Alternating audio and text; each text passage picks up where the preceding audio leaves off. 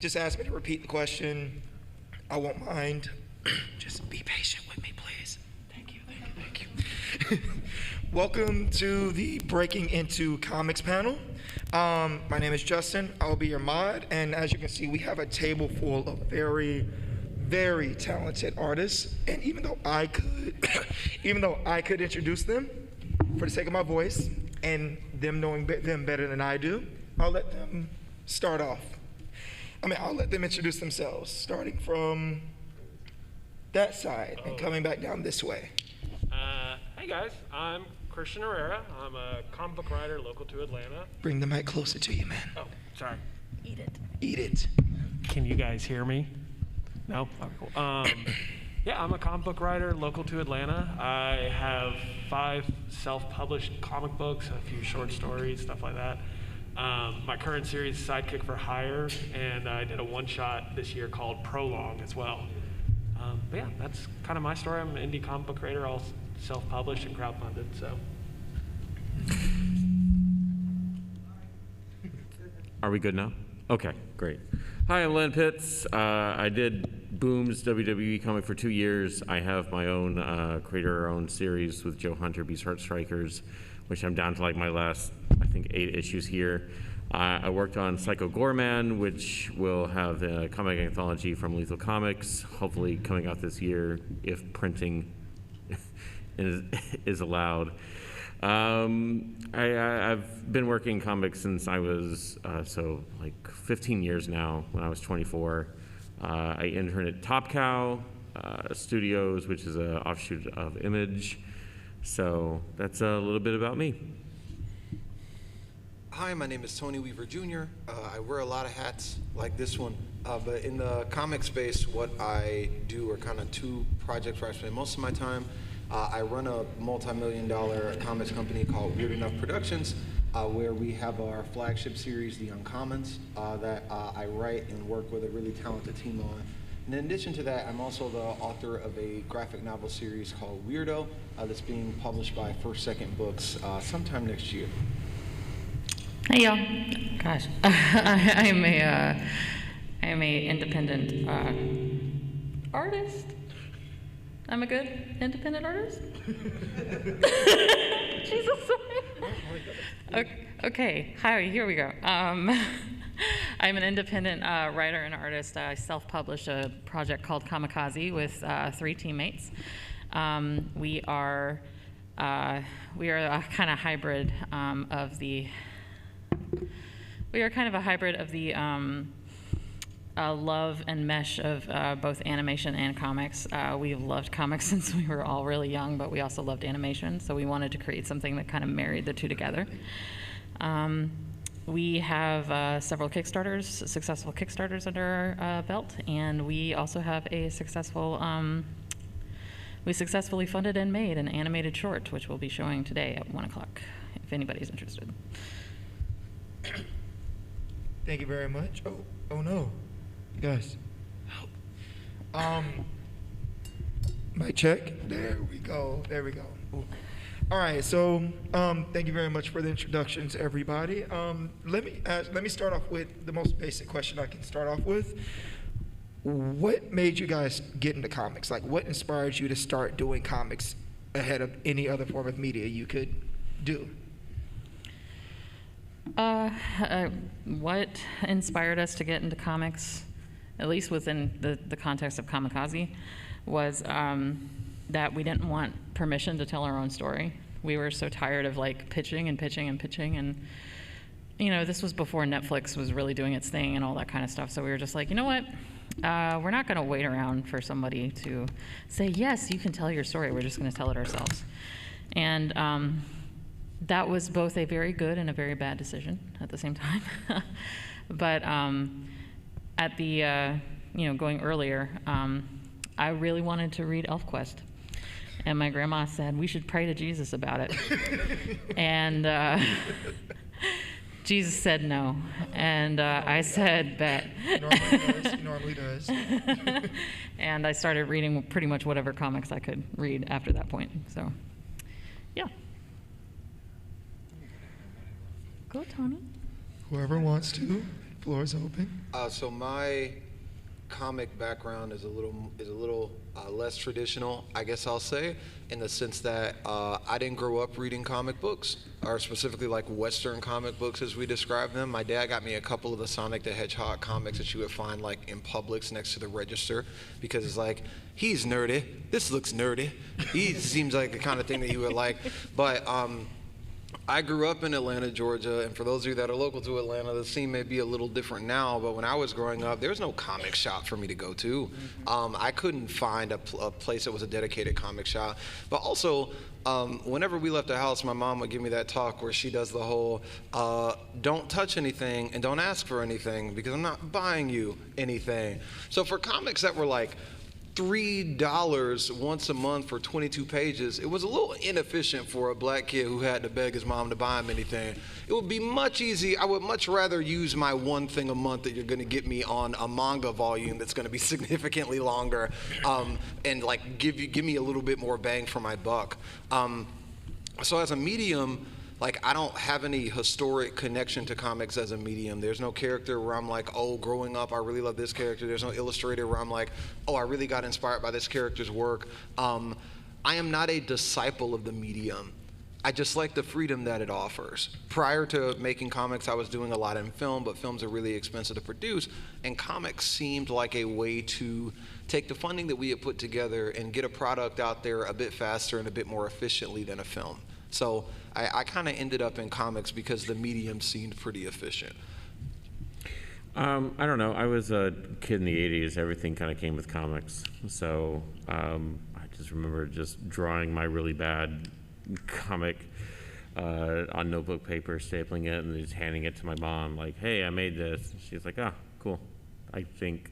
So she was very hesitant about supporting, but, you know, when I actually started doing it and, you know, making it a full-time thing, that's when she's like, oh, there is. I don't know. She just didn't want to be my dad was the starving artist who turned to draftsman and being an engineer eventually, but because he wanted to do that too, so she just didn't want me to follow into that. But yeah, that's I'm from Atlanta too. I guess it's different because we had there was Criminal Records that had comics. We had Oxford, which is not in Atlanta, but it's still a pretty decently sized store.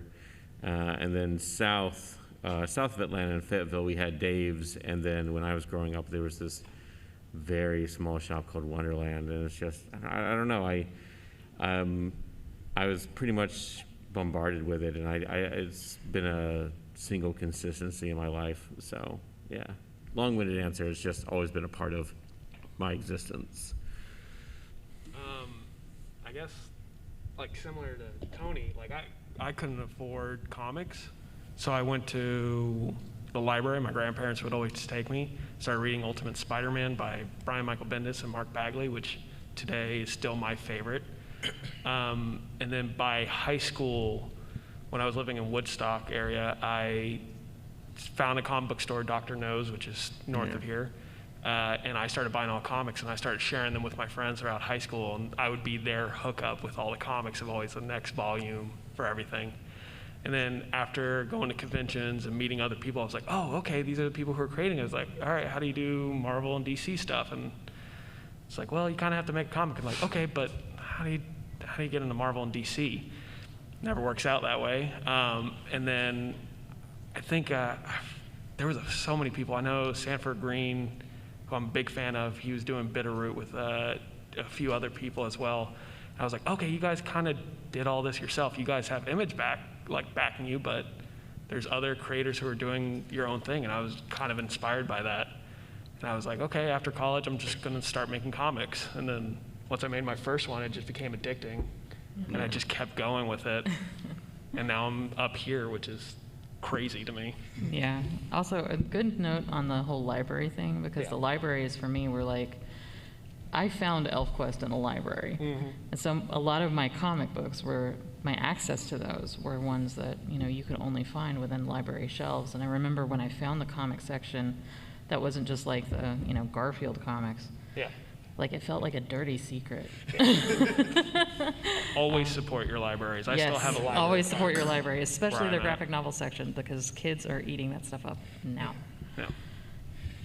All right, so everybody on this panel has gotten into comics their own, in their own different kinds of ways, and I'm pretty sure everybody in this crowd is here because they want to know how to, get a little information on how to break into the industry. Hence the name of the panel. What are some misconceptions about how to get into the industry that a lot of people believe that is not viable, at least isn't viable anymore? That it's easy. That you write something and Marvel and DC will knock on your door. Essentially, Right. And it's Kevin Smith did a panel years ago, and someone asked how he broke into comics, and he's like, "Don't ask me that question. I had to make 3 movies first." Yeah. So it's harder than people kind of think, because it's such a weird business that hires a lot of outside than hire internally the creators that are already making. But it's a business, and if you have a proven track record, but I look at guys like Kieran Gillen and Jamie McKelvey, who have been like, everyone thinks like, oh, they just kind of did their thing. I'm like, yeah, but no one talks about Phonograph or like anything else from like the early 2000s. These guys have been at it for 20 years, and they just kind of improved their craft and got better, and eventually they eventually did find themselves at Image, and that got the attention of other people down the line. But it's a weird nature of how, like, you look at the 70s and 80s and how people were just hired, like Ron Mars, who worked on Thor and Silver Surfer in the 80s and eventually Green Lantern in the 90s. He was just a newspaper writer. He was just a newspaper writer that knew people, and they're like, okay, well, can you do this? And then he just did a sample, like, all right, cool, great. It's a completely different, especially being part of corporate conglomerates now, it's exponentially more difficult.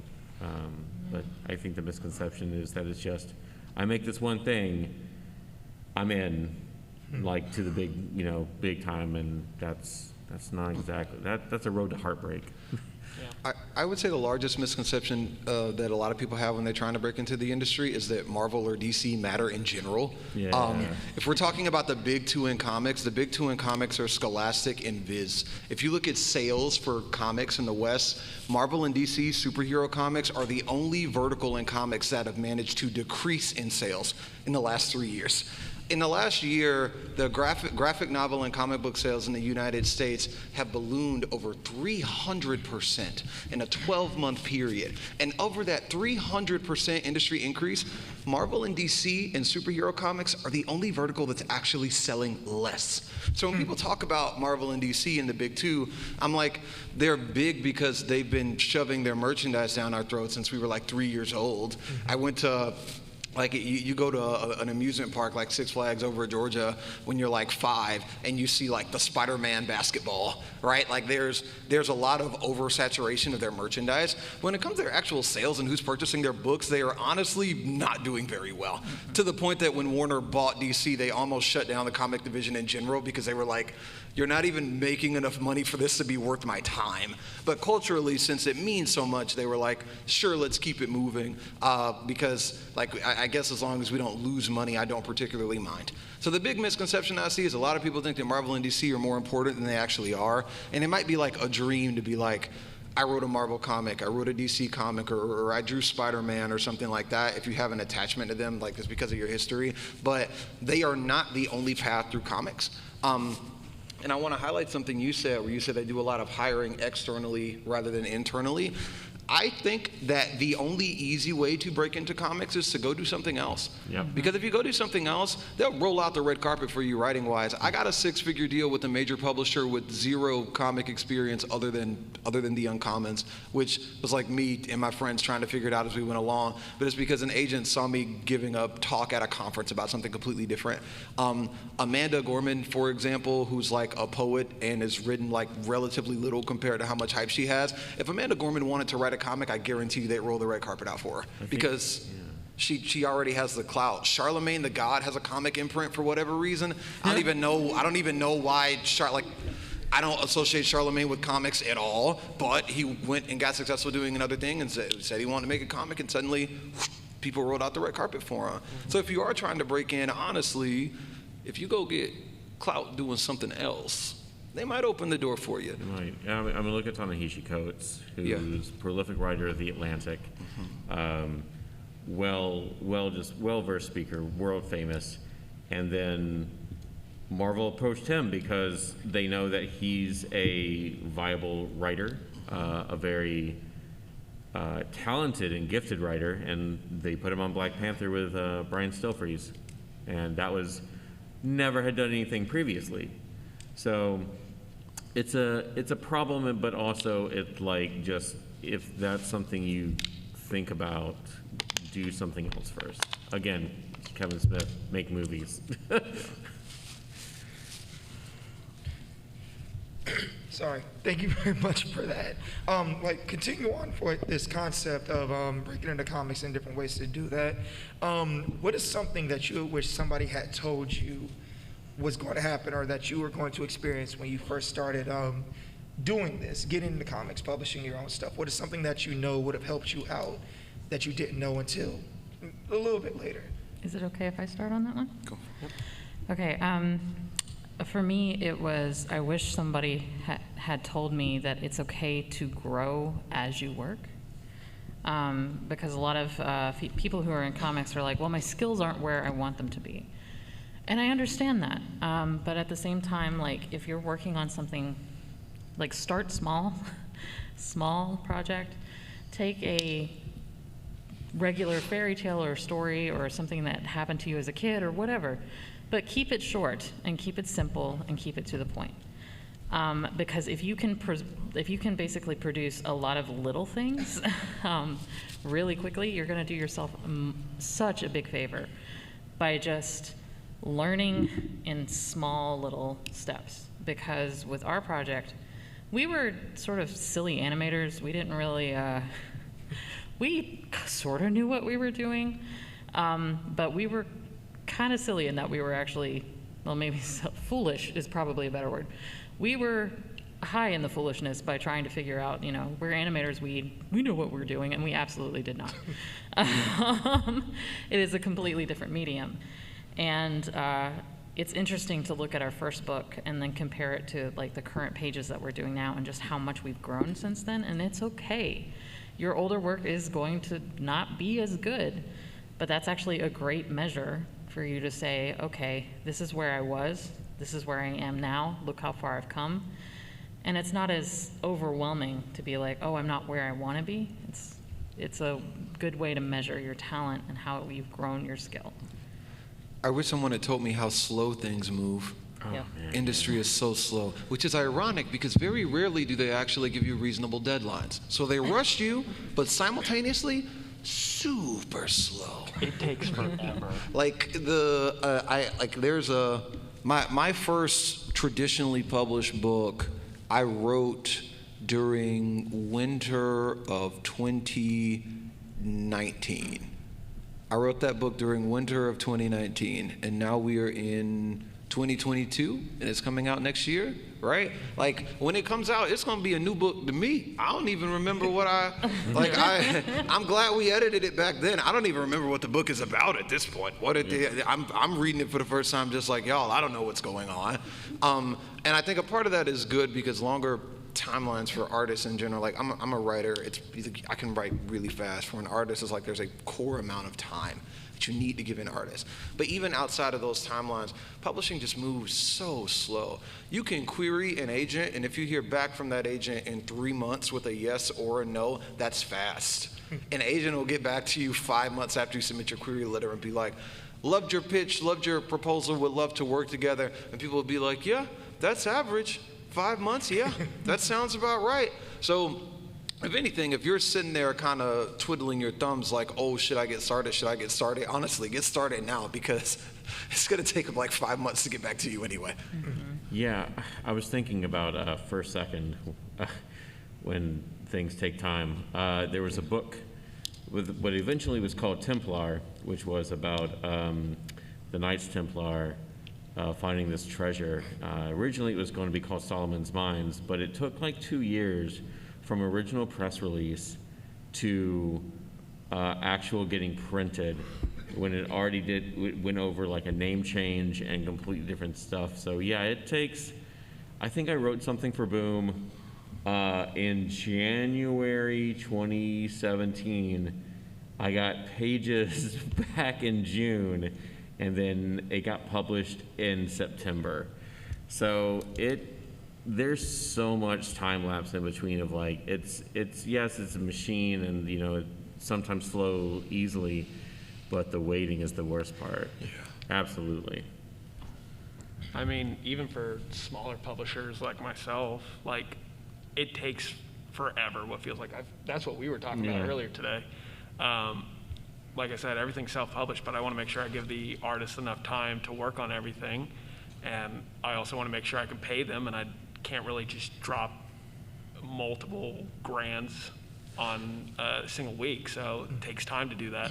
And then once it's done being made, I have to get it printed. I have to wait for it to be printed. So that was one thing, like, I wish I would have learned, is how long it takes to actually make a comic book.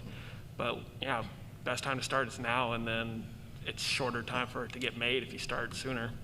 Do y'all remember that meme when that supply ship was blocking the Suez Canal? Everybody's like, man. See, y'all were laughing. The whole publishing industry was crying. Okay, we were crying because that ship, like I feel like it was stuck for like less than a week, right? It felt. It was like forever. 2 It weeks, felt forever, yeah. and it's still affecting us. It's like it set things months behind. That ship is the reason One Piece box sets are out of stock, by the way. If you're curious, that ship is the reason why. But something as simple as the print run was so large, we got it printed overseas, and now we have to wait for it to actually get here. Oh, but wait, we can't because a ship got stuck. Yeah. Tiny things like that shift in entire supply chains and supply lines. And I think what makes it feel worse is that you're done with it. You've done it. You're like, I know the world is going to love this. It's going to be amazing, but you're under NDA. You can't talk about it. It's Schrodinger's comic. Yeah. Yeah. If you're not reading it, it doesn't really exist. I've had that similar situation. I have a book, got drawn, colored, wrote. I did all that in like June last year. I might see it this year because everything was just completely thrown off, and we're using a printer up in Montreal. And it's the same deal, like they do stuff like bringing stuff in overseas and then the paper supply. So every little thing that it just chaos. It's just the littlest things you don't really think about can just halt things forever. And I know, like, you know, with COVID and everything, movies were put on shelves for years, and that's understandable. Like Top Gun should have come out 2 years ago. So it's just chaos. So bear with us, and hopefully when you do get that book you've been waiting on, there's always the hope in one of us, like, I really hope it was worth the wait. Personally, I've never factored in the amount of time it actually takes to get all this stuff done. Like, you know about it, but you don't really think about it when you're not on the publishing side. When you're a person that kind of just consumes the media, you're like, okay, when's the next thing? Not really thinking about how long it takes. So I actually want to ask, like, on the professional side of things, what do you do between the waiting? Like, how do you pass that time? What do you do in that gap where you're waiting for the next thing, for that to come out? Make to more work. stuff. Panic. You can't sit idly Yeah, no. at all. I can't anyway. I know some people are able to afford the luxury of things, and that's great because they have royalties and they can just chill for a minute. But like, if I'm waiting, I'm dying. Yeah. All right. Earlier on, like you said, the comic book industry grew by 300% in the past 12 months, if I'm not mistaken. That's what you said. So that's thousands upon thousands upon thousands upon thousands of new comics printed by a bunch of different publishers. With that many comics out there, how do you set your comic apart? What makes it so that the people come and read your comic specifically in this ocean of comics? Well, to be fair, it's not thousands upon thousands of new comics out there. It's thousands upon thousands of Dave Pilkey's Dogman being reprinted. Yeah. God, man. Dogman is like king of the Dogman, and any book that Raina Telgemeier puts out I was about are to like. say, like, the whatever you think your best-selling author, like your comic author, is making, multiply that exponentially with whatever Raina Telgemeier is putting out on any given day. The initial print run for Raina Telgemeier's last book was like 2.5 million copies. That was the initial print run. They were like, yeah, this will probably get us through the first few weeks for just to like fulfill pre-orders and things like that. But in terms of setting your comic out there, I think that it's kind of what's the word? It's reverse psychology a little bit. The way that you make your comic stand out amongst a crowd is to figure out what the crowd is actually reading and engaging with, and figure out what your degree of difference is. Like when I talk about the uncommons, what I describe the uncommons as is the action of Naruto and Jujutsu Kaisen combined with the stylishness of Persona 5 with the emotional gut punch moments of Steven Universe. And just me saying that, you've probably got like a good idea in your head if this is something that you would like or something that you wouldn't like. Sometimes having books that are out in the world that kind of serve as like landmarks or just like basic tent poles for, okay, here's the genre, here's the comp that the thing that you can compare it to. I think that's actually really helpful, because ultimately, no matter how much you love your idea, like the idea is certainly lovable, but never delude yourself into thinking it's 100% original. If you try to behave as though your work is derivative of literally nothing and nobody has ever put out something like this, number one, you're probably wrong. But number two, if nobody's put something out like this, it's probably a pretty good reason that they haven't. So it's like, sometimes it's like if your work is 100% original, like it's like nothing ever, it's like that might be more of a red flag than a green one. Yeah. Oh, yeah, that's a good call. I don't know. I'm friends with Todd Mcfarlane, who was one of the Image founders and creator of Spawn, and his whole idea of marketing is just galaxy brain, but in a weirdest way possible, because it's like I just saw what no one else was doing, and I wanted to make just something like that. And then I just wanted to, but then I just kind of repeated myself, and it worked. It's been working for 30 years. It's great. Not everybody can do that. So I don't know. I wanted to see the books I wish I had read as a kid.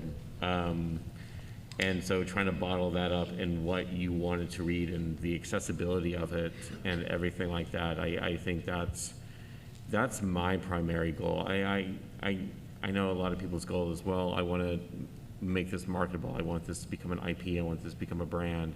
And that's fine. That's your prerogative and your trajectory and everything. But if that's what you're making a comic for, maybe don't make a comic first. So I wanted to just do something I wanted to see in the world, and so that's why I made Beast Heart Strikers. It's everything I love about tokusatsu 70s television, but with the heart and love I have for things like Sailor Moon and Steven Universe, just kind of put in a blender, and then I serve it to you. So. Quick side thing, I went to business school, and one of the things that I learned there is never go from big to small when thinking about your audience. Like how he said 300% increase in comics is like, oh man, if I only had 1% of that, I would make it, and you try to publish it. Don't do that. Start small, start building like a base from it. That's what I'm doing right now. I'm not doing conventions in Seattle or Portland or anything over there, because that's just not possible. I'm trying to build a home base and at least a small following of what I think quality comics rather than quantity. Like, would I love that people over there reading my stuff? Absolutely. But I got to start small and then work my way up. I think something cool about this entire panel is how each of us have done different paths and have, for all intents and purposes, broken the comics. I feel like once you make a comic, you're technically broken the comics. But you gotta have to keep going on that path, and then if something doesn't work, go somewhere else with it. Try to take a different path as best you can. But yeah, that's that was the biggest thing for me, is just starting small, like starting around here and then working my way around the Southeast. So, yeah. One of the coolest things about comics is that honestly, as long as you're working, there isn't really a gatekeeper. Like there's no gate. Like y'all know Sarah Scribbles? Yeah, so Sarah Scribbles' 4-panel comedic comics that she posts on her Facebook page, millionaire. Like huge book deal, like off a 4-panel black and white, like Sunday Funny type stuff. Has anyone heard of the comic Lackadaisy? Yeah.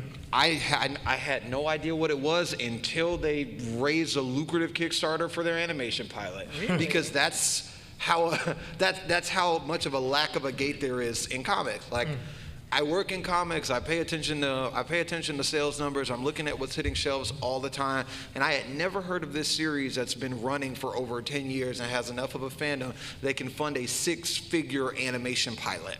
That's amazing, right? Like, isn't it cool that it's a space that's so large and vast that even if one place is really saturated, you can go make your like old-timey cops and robbers Cats comic and still have a wonderful time and be successful.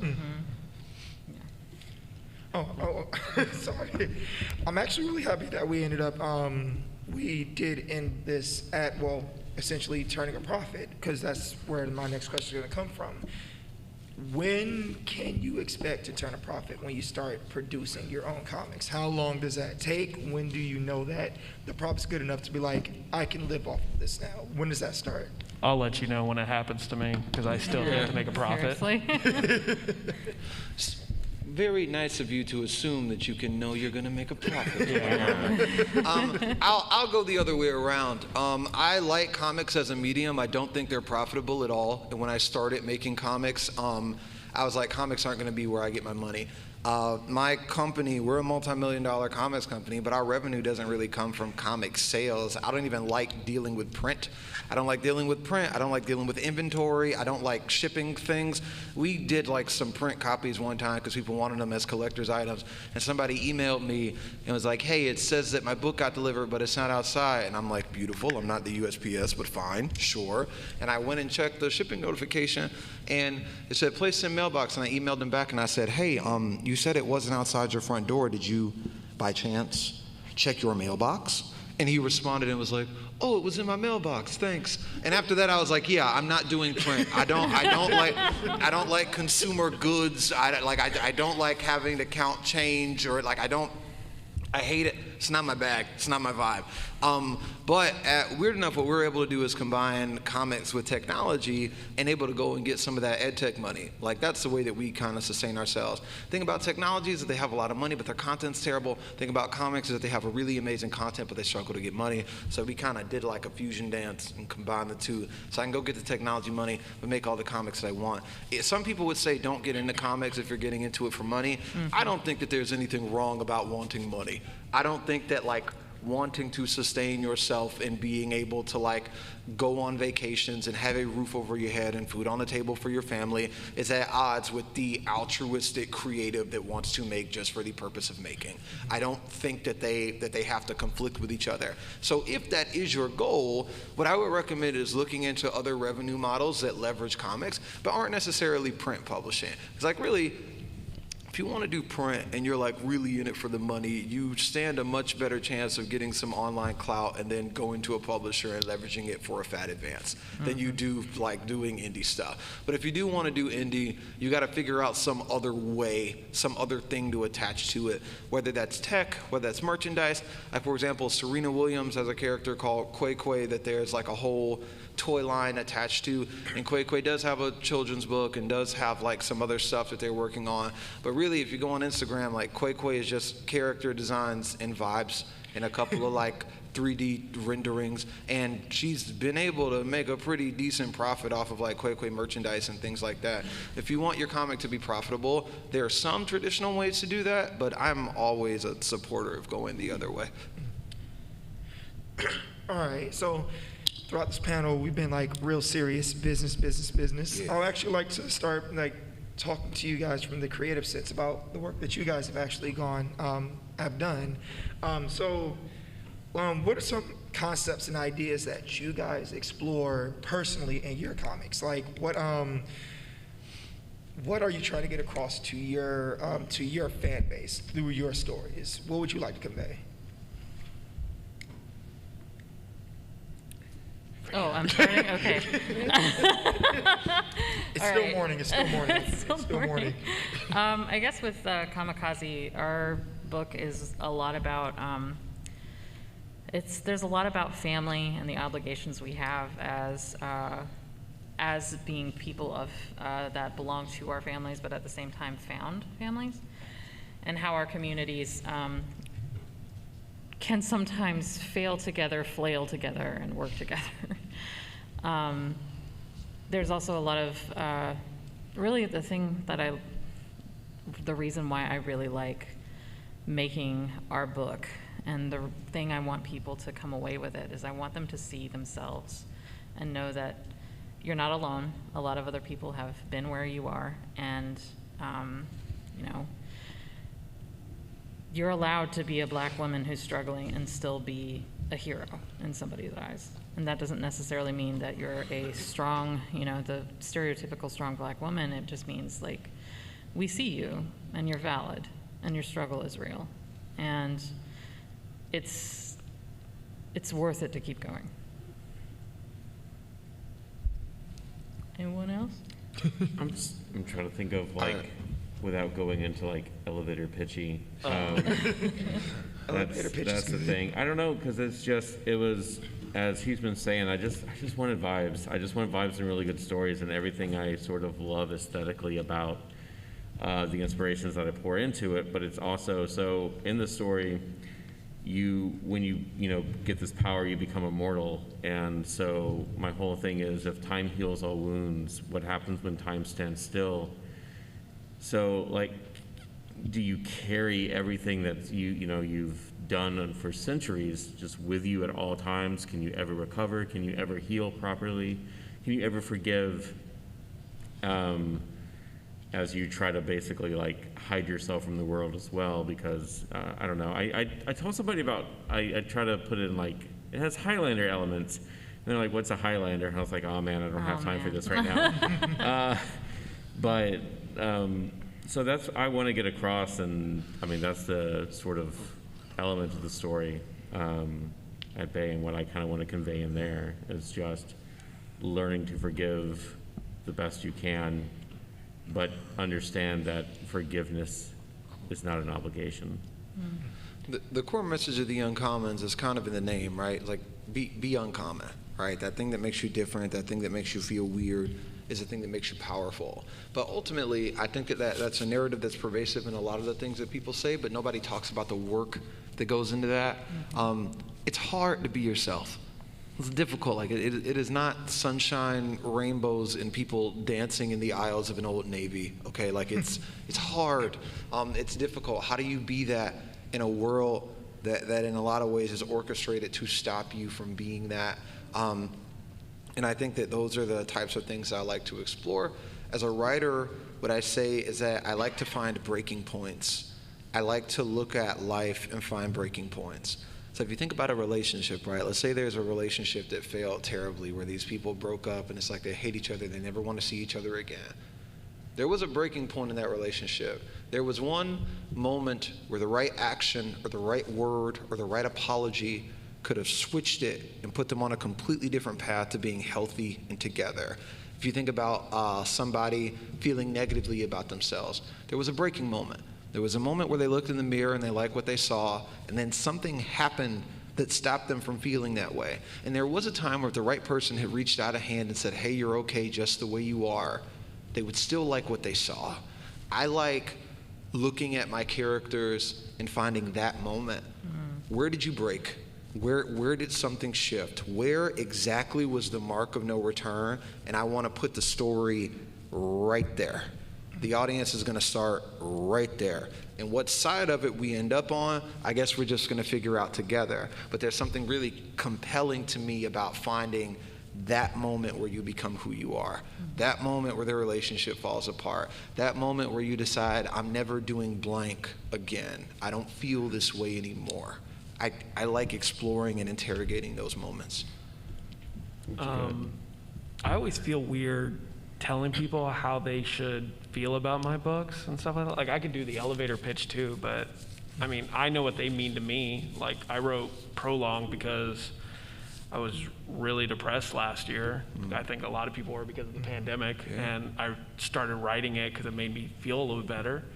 And after I finished making it and contacted the artist, we went through it, and multiple people have read it have all said different things about how they felt about it. So I think that's really cool because, I don't know, it's just telling people how they feel about art, it just seems too stifling. And like, comic books are an art form, so that's what I really enjoy about it. But yeah, like, I made one comic because I talked to my friends about it a lot in high school, about how cool it would be to be a superhero, but also how stupid it would be. Yeah. And then it's just stories that, I think like you said earlier, where it's just stories that I wanted to see out there. And some of them have meanings to me, but I never want to tell people how they feel about it. I want to see how other people feel about the story themselves. So, yeah, that's about it for me. What are some tropes that you like seeing in comics and would like, or in media, and would like to see more of? And on the flip side, what are some tropes that you're like, this is overdone, please stop, I never want to see this again? The underdog is never getting old to me.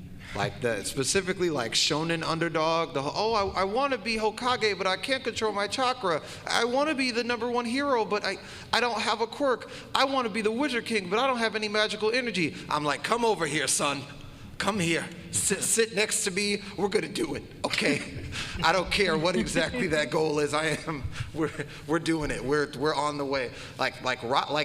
Any character that in some way, shape, or form is similar to Rock Lee, I'm like, all right, that's my son. Put him in front of me. I'm prepared. I will sit and cry with you, whatever you, but I believe in you. Whatever you want to do, I'm with you. Tropes that I feel like I really hate are anything that can be solved by a simple conversation. If the conflict of your story can be solved by people taking like 10 seconds to either explain themselves or talk, I'm annoyed immediately, which is like most of Shakespeare. But like I hate it. I'm like, I cannot suspend my disbelief that much. It's like Cobra Kai. I love Cobra Kai, but people are so reactionary in that series, and it's like, man, just take 10 seconds to explain your situation. Do not have a 15-minute fight. There's no need for it. But it's good melodrama, and it works in that way. My favorite trope is probably summed up by the song. I love basically when there's two people who love each other and then they are just hated rivalries. There's a song by this band called Beast in Black. It's a Berserk-themed metal band, if anyone knows the manga Berserk. The song is called Die by the Blade from the One You Hate with All Your Heart. And I think that's just my favorite sort of just people who were just passionate and then just now can't stand the sight of each other. It's similar to, if anyone knows Scarlet Pimpernel, Chevron and Marguerite. And Chevron has this song called Where's the Girl, and he's trying to woo her back. And then there's the Where's the Girl reprise where he's like, I hate you so much right now. And it's so good. But if you find the original recording, look up Terrence Mann, who's a Broadway legend. He did it, and it's just heartbreaking every time.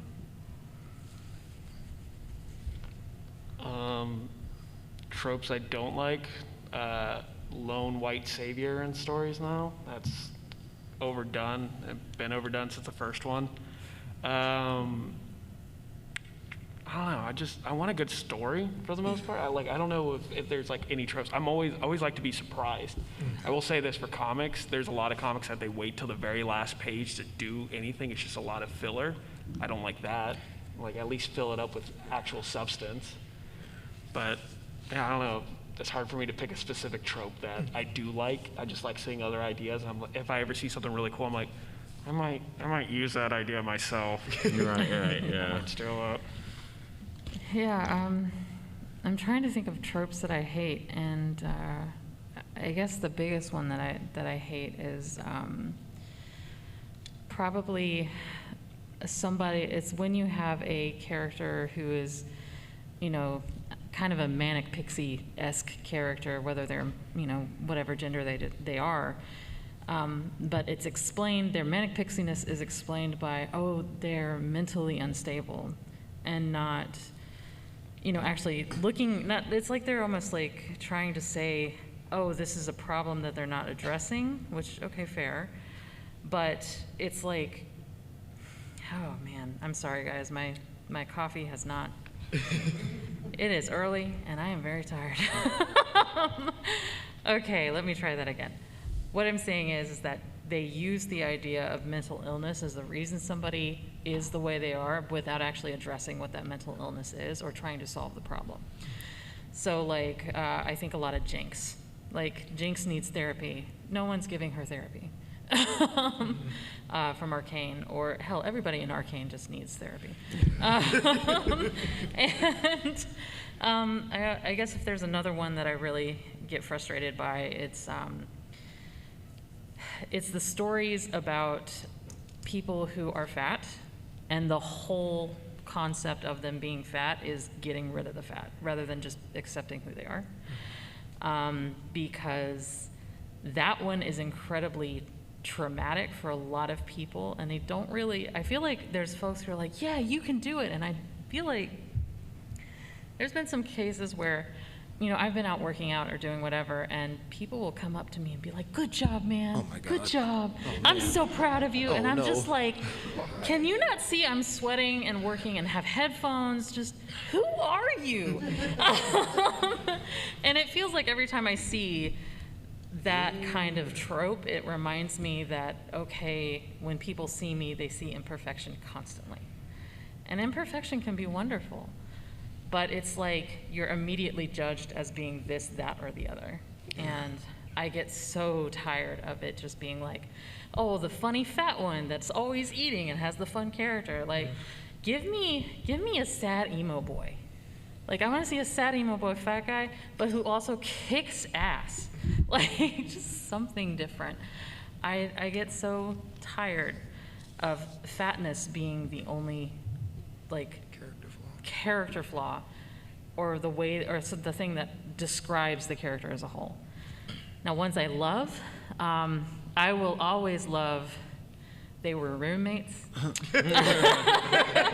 I will always love the sort of two different worlds thing, where they come from two different, where, you know, two characters come from two separate areas and come together to work on a problem. And I will always, always, always love found family, because found family is, well, it's beautiful, but it's also just like, I feel like more people need to realize that family is fluid, who you choose, and fluid, and like, as you said, fluid, that's a really good word for it. It's like you're a writer or something. And awake. But yeah, that's my rambling.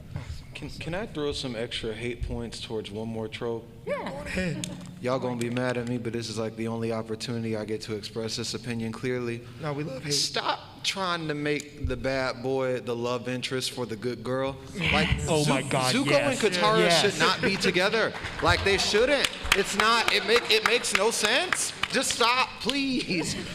Like, there's a series that I read by Tomi Adeyemi called Children of Blood and Bone, and Tomi is like very open about the fact that she's a Katara Zuko stan, and in her book, the main character of her book, Zayli, seems to be having this slow burn romance with the prince of the nation that literally killed her mother and father in front of her. And I'm like, let me tell you something. Let me tell you something. If you so much as look into that boy's eyes for too long, I hope that your mother's spirit descends from heaven above to smack you with the chancla. Like, I'm so upset. May your ancestors never speak to you again. You will not cross over. All right, so we're going to open the floor up to questions from the room. If you do have a question that you would like to speak, ask the panel, come to the middle. We have a mic right there. And of course, my runner will be vetting your questions to make sure it is appropriate. Please keep it appropriate. I'm very curious about what happened that made them decide to implement that policy. Who did? Tell me too. I We'll want to know. absolutely tell you later. Can you tell me too? I want to know. Okay. Hey, what's up, guy? Howdy. I know that for animated works, there's usually like these pitch me contests that happen, especially with Cartoon Network. Are there such things like that in the publishing industry where there are like these events or just open submission things where you can just pitch Yeah, the thing? there's multiple publishers that do open submission. Image is always open for open submissions. Oni depends if they're like in the middle of acquiring things. Dark Horse, same deal. Like if they open their acquisitions. Vault, you do have to pitch to accordingly if they like it, if they're open for submissions. But usually on the website, people will tell you we're taking submissions, not at this time. Yeah, it varies from publisher to publisher, but Image is one of those people that are just like, yeah, we're taking submissions. It doesn't matter. So. I am going to say that I don't think you should pitch to a publisher. You should pitch to an agent, because an that agent too, will go yeah. get in the room with the publisher and like fight with them like WWE to make sure you get your money. Yeah, I was with the other panel you were at yesterday, the self-publishing panel. Yeah, the agent was, that seems like the best idea. Yeah. On Twitter, the one that I know of the most is hashtag DVPit, where it happens twice a year where agents will, like you tweet the synopsis of your story with the hashtag, and agents go and look through the hashtag, and if they like your pitch, they'll like your post inviting you to query them or submit to them. All right. Yeah. Yeah. Thank you. Thank you. Really quickly too, Mad Cave Studios, they're having a talent search thing right now as well for unpublished people. Yeah. So that's a good indie publisher, smaller publisher that always accepts them as well. So What was the name you said? Mad Cave Studios. Thank you. And just real quickly, apply to anthologies. Yeah, that's where. Submit to That's the other thing. anthologies. There's a bunch of them. I'm trying to get my hair like yours. It looks amazing. You did good. It's okay. Yeah, you're good. You're fine. Do you think, especially as someone who's on the spectrum, do you think getting into comics and like getting your foot in the door is harder as a neuroatypical person? Or do you think that like it's such an open and accepting community, and like you said, there's not as much gatekeeping?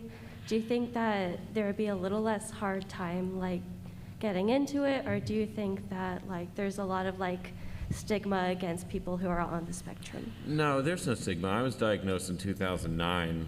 I was like 25 at the time when I was properly diagnosed, and then I did behavioral therapy about like 2 years later, just when I can actually like put inside to it.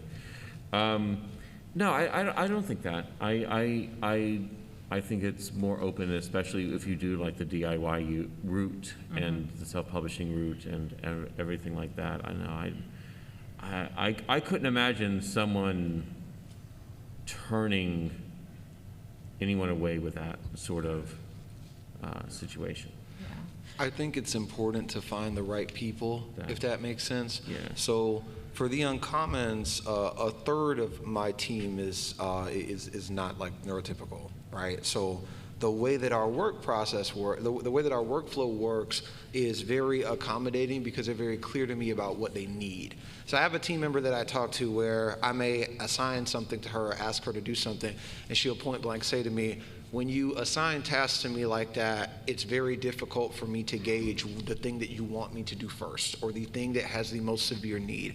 It would be more helpful for me if you blah, blah, blah, blah, blah, blah, blah, blah. And of course, like, we're an accommodating team. I'm like, good, let me know exactly what you need from me in order to make your workflow the most productive that it can be.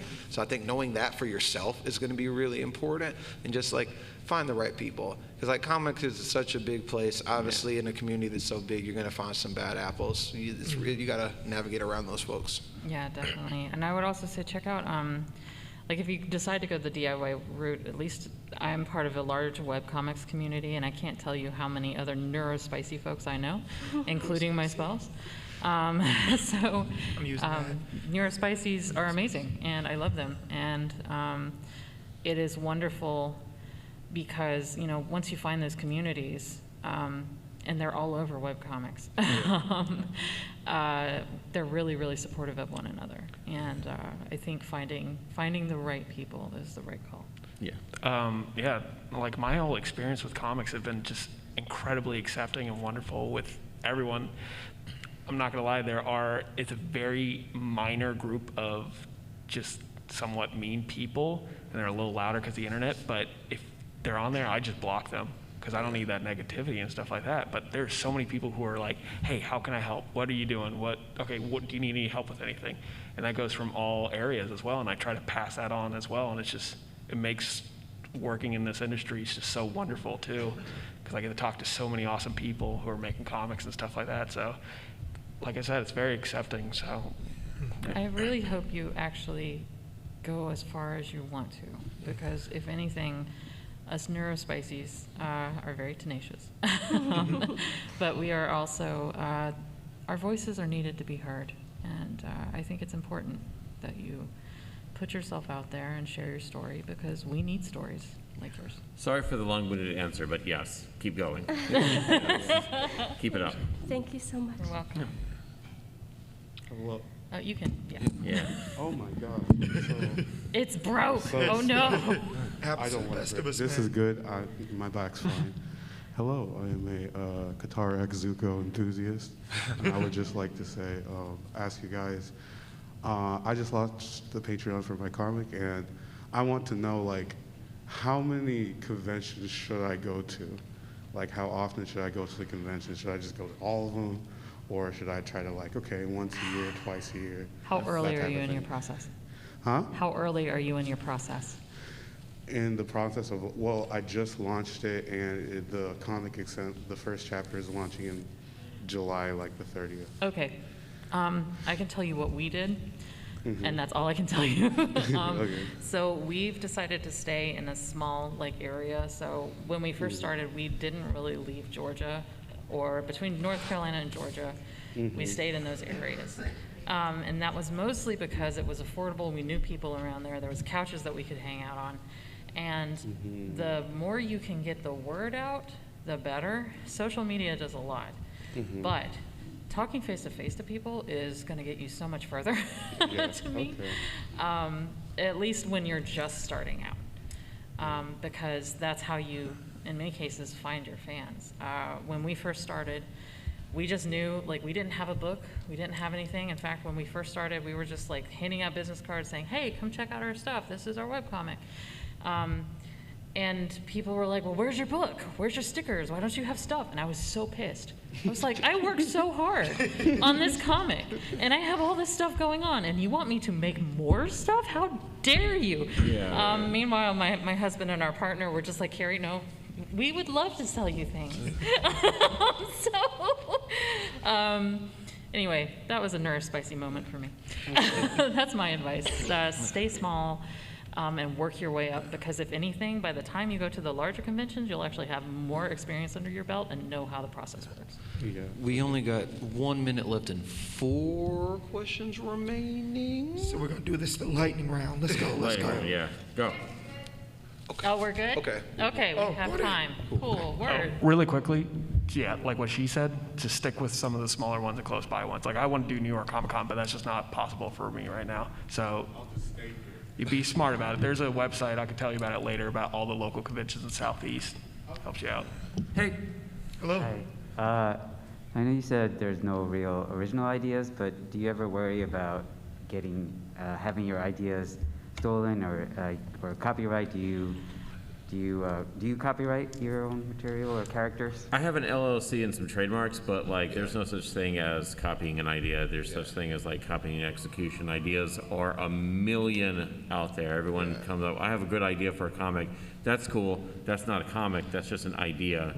I mean, I look at things like Pacific Rim, and like that's just Evangelion. That's just Macross.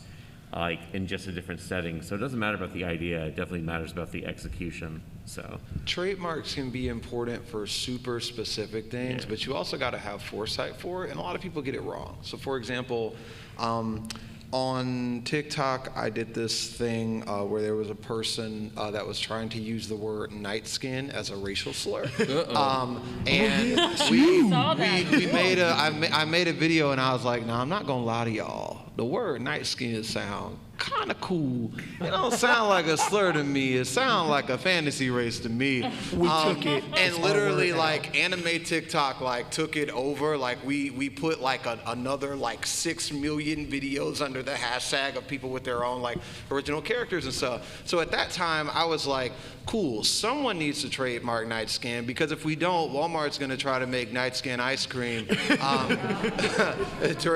Juneteenth. So I trademarked night skin with the intention of making sure that, like, it was community owned and that everybody had access to it. But so things like that, I would say it makes sense to trademark, but you can always get it wrong. Like, for example, Disney didn't trademark Wakanda for whatever reason. So now anybody can make like merchandise that says Wakanda because Disney didn't trademark it. If there's something really specific to your world or your characters where you feel like this is really going to be one of our things, it makes sense to trademark that. But the idea, I agree. It's like, who cares? Yeah, no one cares. Like someone comes up to me, like, this looks like Power Rangers. Good, I hope so.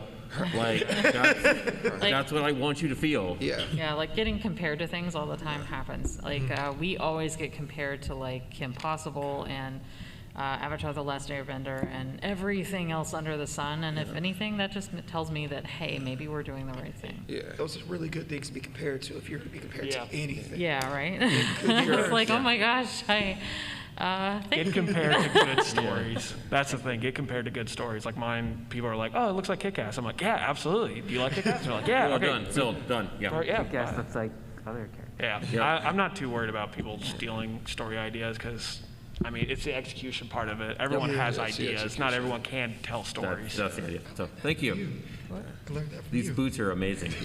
Love it. Oh, they are. Oh my gosh. They're so shiny. I can see the logo in them. And your skeleton earrings. It's gonna be a half hour just us complimenting them. We're just gonna gush over how stylish they are. Let's talk about this capelet. Yeah.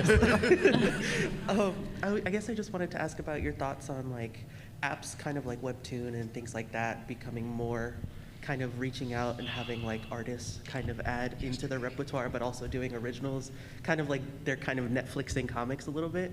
I just kind of wanted to see like, do you guys think there'll be a bigger push for that for people, or do you think that that'll kind of be a passing fad?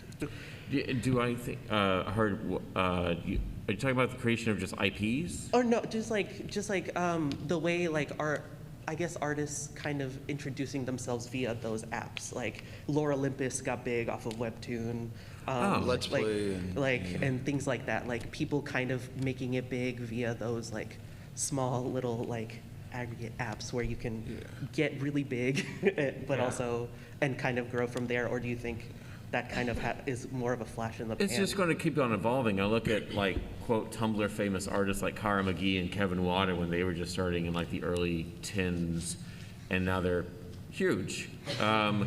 So no, I think it's just going to be a different medium. I'm not on TikTok. I mean, I just share stupid videos with my friends or just the weirdest thing that I find funny. But I have no videos actually on there because I think it's hard to do as a writer. But for artists and everything like that, it's just going to be another platform that's just going to keep on evolving. So no, I don't think it's a fad like that. Webtoon isn't going anywhere. Yeah. So like we put the uncommons on Webtoon, and I think that Webtoon can be really helpful depending on what your deal looks like. There are some people who sign over their souls, and there are some people who manage to negotiate to get a bit better terms. I would say that if you're investing in a presence on these platforms, make sure that it's actually going to give something back to you. Yeah. So for example, we have about 2.5 million readers on Webtoon. When we were publishing it on our site, we would get like maybe 13 readers a week, possibly. Literally same comic, changed nothing. Just put it on the right platform and suddenly, bam, things start to take off. But not a lot of platforms are going to bring that value. Even at like, Webtoon is #1, and it's like the gap is massive. Like Tapas would be number 2, and you look at a webtoon original series like Lore Olympus or like Tower of God that has like 4 million subs, and Tapas is like, this is our number 1 series, and it has like 200,000 subs. Like the gap is like massive. Yeah. So if you were going to be on these apps, make sure that they're ones that are actually giving you the benefit that you want, and try to siphon things off to a way that you can actually control. It's like at the end of all of our webtoon updates, our social media is there, our newsletter stuff is there. We did a lot of work on figuring out how we could funnel people to audiences that we actually control. Yeah, that's true. And one thing to remember, anytime you see any sort of thing talking about, hey, we've updated our policies, read them, because I cannot tell you how many times with a couple different places, people have basically, I don't know where the webcomic community would be without the lawyers who love webcomics, because there's been a lot of times where we'll get contacted by lawyers saying, hey, I just read the terms for the updation thing. There was one point where Tapas was actually saying, hey, if you put your work here, we have the right of first refusal. Yep. And it was just like, what? It's like, so when, Tapas was saying, oh, we're trying to protect artists. And I'm like, no, you're not. You're making our job harder. Stop. And also you're being greedy. Gross. So just make sure you do read the fine print on those. When you're first starting out, there are a lot of people in the industry that are like that. Yeah. A lot of people that may say things like, hey, we're the #1 Black-owned comics company. You should do your stuff through us. And they're like actually very predatory. They're extremely predatory with terrible terms and low-key really terrible people. Make sure you read the terms. Read the terms. Yeah, read those terms. Thank you. Thank you. Hey, it's more towards like the writing part of comics. I was just curious, like, how do you go about like filling in gaps? Like, say you know how you want to start your story, some progression, and you know how you want it to end, but it's always that middle ground. So I guess in a sense, like, how do you go about like writer's block, or how do you like better pace your story? Outlines. Outline. Just like take, I think we were talking about this the other day, where it was just like, you have your bullet points of beginning, middle, end. Okay, what does that look like? And then just sort of go from there. And by the time you're done just bulleting out basic stuff, you've got so much material that it just makes more sense to start writing it rather than writing a really detailed, thing under it. If you are having trouble, I can always suggest Dan Harmon's Story Embryo. That's really helpful. There's some really good YouTube videos out there, because when I've been stuck, usually if I go back to the foundations, I can figure out why I'm stuck. It's a lot of like outlining.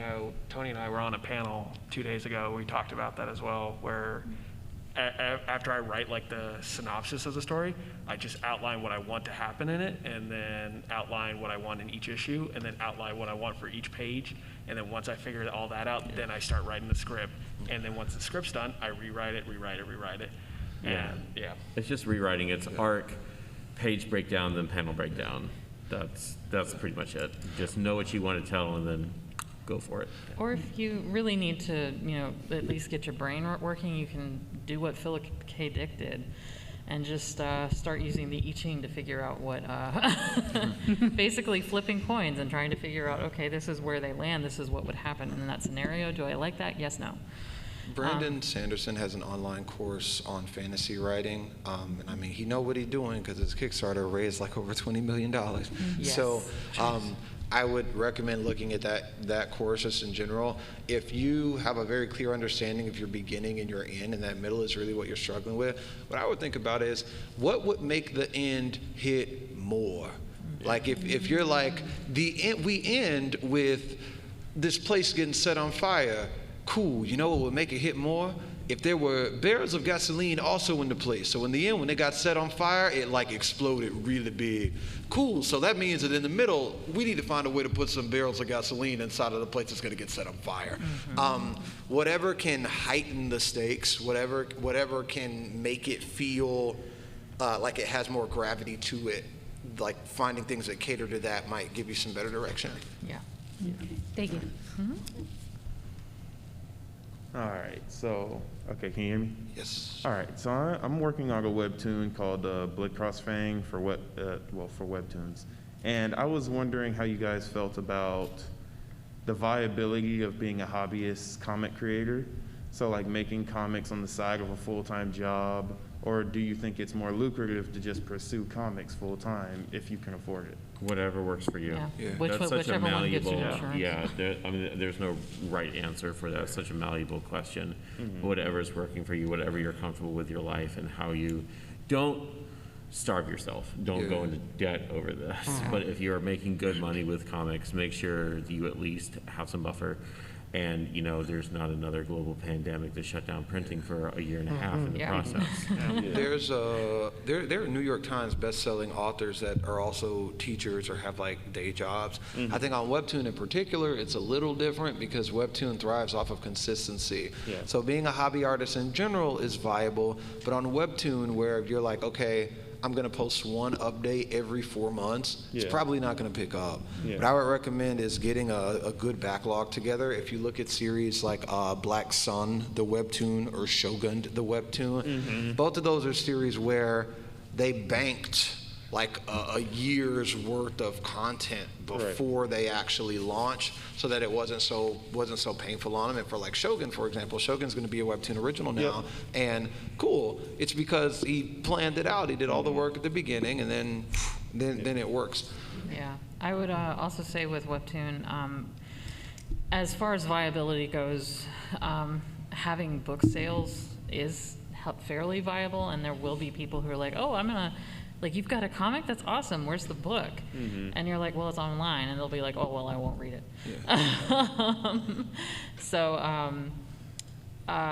Making sure you have a way of handling the format. So if you do decide to print, you're not shooting yourself in the foot and making more work for yourself. Yeah, definitely. Thank you. So thank you. Yeah, Thank you. Thanks, everyone. Thank you, everybody, Thank for you for coming to the listening panel. to us. and coming. Before you go down the line again, tell them your names, where you can be located down in the room for the next few hours, and a link to where they can see your stuff. You can find me I'm Carrie Tupper. You can find me at table 318 in the Artist Alley. You can find my team at Kamikaze Comic on Twitter, and you can read our comic at kamikazecomic.com. I'm Tony Weaver Jr. on everything, and if you find me, you will find the Uncommons. I'm in Artist Alley and at 400R. Land Pits, we're on the same row. I think so anyway. We're all together in one Yeah, we're all together in the block. cluster. I'm 301, so I basically start, then everyone kind of just goes to the right of me. Yeah. I don't have a lot left, but come talk to me, and regardless, let's... It's a good problem to have. That's a very good It's a good problem to have. I came in, they flew me in down from Baltimore, so I'm glad I don't have anything left. Yeah. I'm Christian Herrera, christianherrera.com. You can read some of my comics on there for free. I'm Yes That Christian. It's Christian with a K, not a CH, because my mom wanted me to have trouble in high school. I'm at table 410, which, like I said, same block as everyone else. But yeah, feel free to come by, talk. Instagram, Twitter, if you guys want to message me, I'm always happy to help any way I can. So. All right, thank you guys so much. Thank you very much, guys. What a time. Thank you.